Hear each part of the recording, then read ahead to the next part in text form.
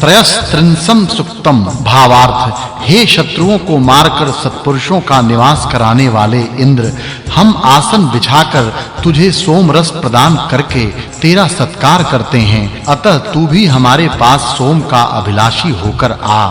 भावार्थ, वज्र को धारण करने वाले और स्वर्ण के रथ पर बैठने वाले इंद्र की हम स्तुति करते हैं तथा उससे हम शत्रु पर जिसकी सहायता से आक्रमण किया जा सके तथा जिसके साथ गायें रहती हैं ऐसा सामर्थ्य मांगते हैं। भावार्थ, जिसके बायां और दाहिना दोनों हाथ उत्तम कार्य करते हों वह स्वामी योग्य है। दोनों हाथों से उत्तम कार्य करना चाहिए। उत्तम कार्य करने वाला हजारों गुणों की खान, शत्रु नगरों को तोड़ने वाला वीर ही श्रेष्ठ होता है। भावार्थ, शत्रुओं पर जोरदार आक्रमण करने वाला परंतु शत्रुओं से कभी न घिरने वाला ऐसा पराक्रमी शूरवीर ही बड़ाई के योग्य होता है। ऐसा वीर ही अपने बल एवं पराक्रम से शत्रुओं के किलों को तोड़ता है। भावार्थ, शत्रु को ढूंढने वाला वीर चारों दिशाओं में भ्रमण करता है। ऐसे शत्रु को कोई भी अपने शासन में नहीं रख सकता,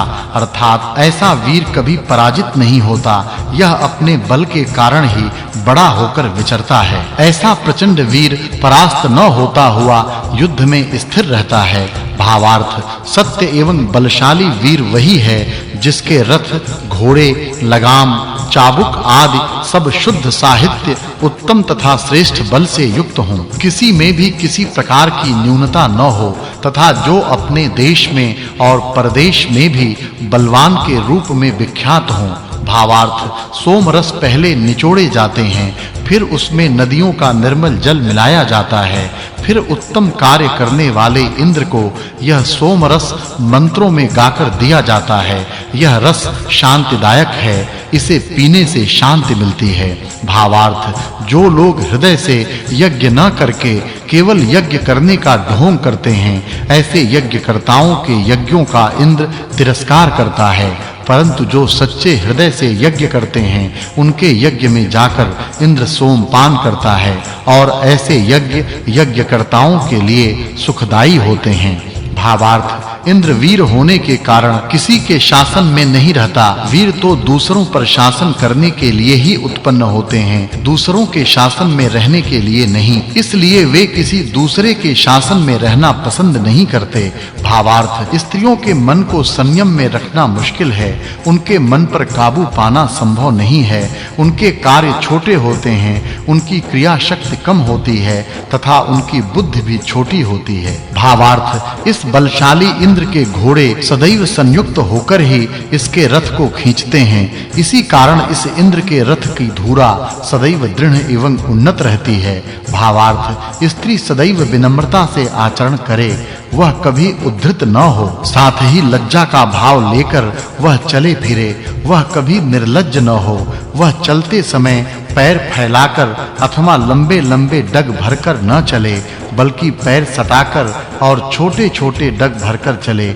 उसके शरीर के सभी अवयव अच्छी प्रकार ढके रहें। स्त्री का यदि कोई भाग खुला रहेगा तो उसे देखकर पुरुषों के मन में कुभाव जागेंगे तथा काम वासना उत्पन्न होगी। अतः स्त्री के शरीर के सभी अवयव ढके रहें। इस मंत्र में स्त्रियों के लिए उत्तम उपदेश है। चतुस्त्रिशम सुक्तम। भावार्थ, हे इंद्र, इस यज्ञ में सोम कूटने वाले पत्थरों को आवाज दो तथा वह आवाज तुम तक पहुँचे, तब अपने घोड़ों द्वारा तुम इस यज्ञ में आकर सोम रस का सेवन करो। भावार्थ, हे इंद्र, तुम्हें ज्ञानी के पुत्र अपनी रक्षा तथा अन्न को प्राप्त करने के लिए बुलाते हैं। उस समय वे पत्थरों की मदद से सोम रस को निचोड़ते हैं, अतः तुम आओ तथा सोम रस का सेवन करो। भावार्थ, हे इंद्र, तुम हमारी बुद्धि को श्रेष्ठ करके उसका यश सब ओर फैलाने के लिए हमारे पास आओ। हम तुम्हें जैसे वायु के लिए सबसे पहले पेय दिया जाता है, इसी तरह सोम रस प्रदान करते हैं। भावार्थ, यह अग्नि देवों में स्तुत्य तथा मानवों का हित करने वाला है।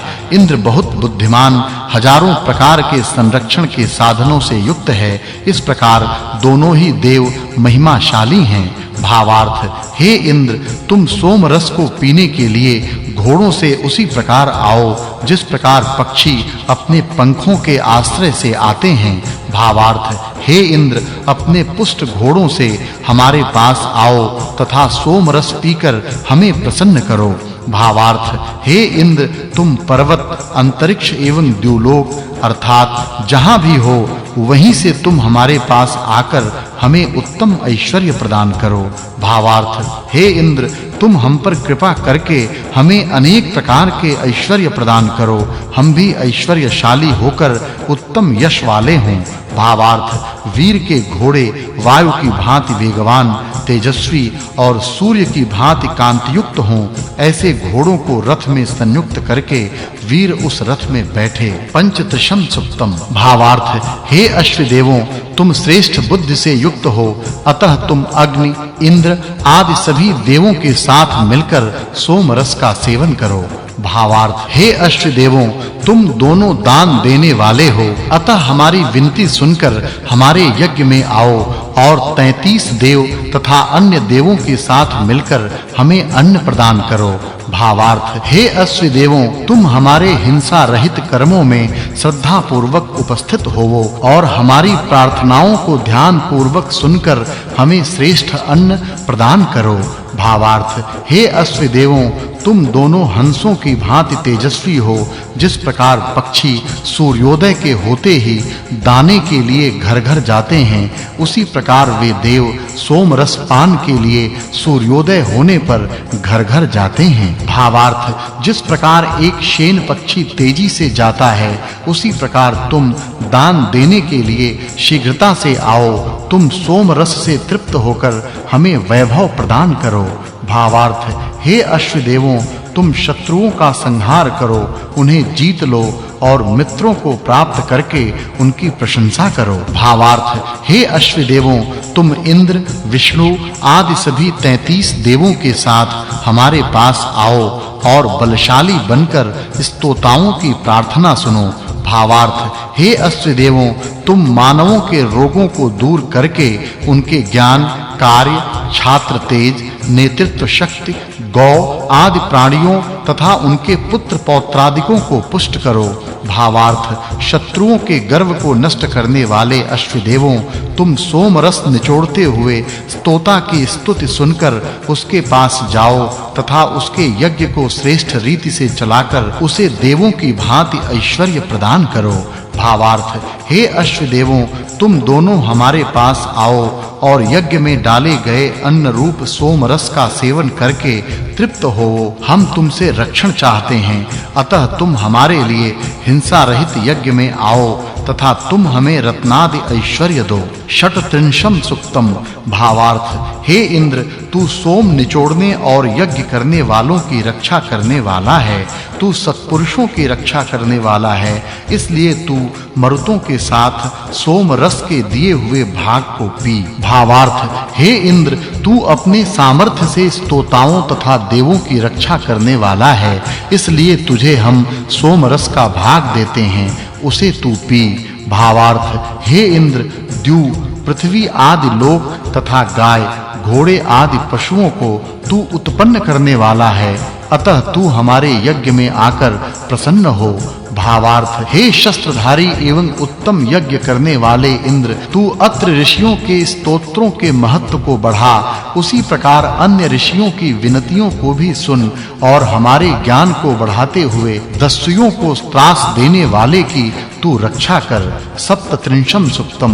भावार्थ हे इंद्र तूने शत्रुओं के साथ होने वाले संग्रामों में इस स्तोत्र के बोलने वाले और यज्ञ करने वाले की रक्षा की थी, इसलिए तू अपने शस्त्रास्त्रों से सब शत्रुओं को हटाते हुए हमारे द्वारा दिए गए सोम रस को पी। भावार्थ हे इंद्र तू इस पूरे विश्व का अकेला ही स्वामी है, तू अकेला होते हुए भी अच्छी प्रकार से संगठित हुए शत्रुओं को छिन्न भिन्न कर देता है, अतः हमारे